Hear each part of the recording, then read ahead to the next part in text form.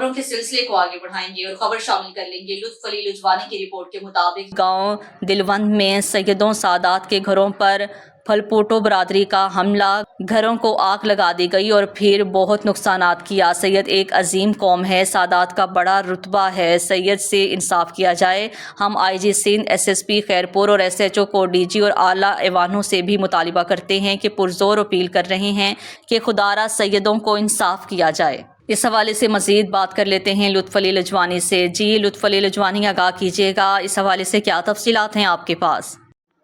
जी, इस टाइम हम मौजूद हैं तहसील कोटजी के गांव दिलवंद में, जहां पे सैयद और सादात के घरों को फुलपोटो बिरादरी का हमला हुआ है और घरों को आग लगा दी गई है और बहुत ही नुकसान किया गया है।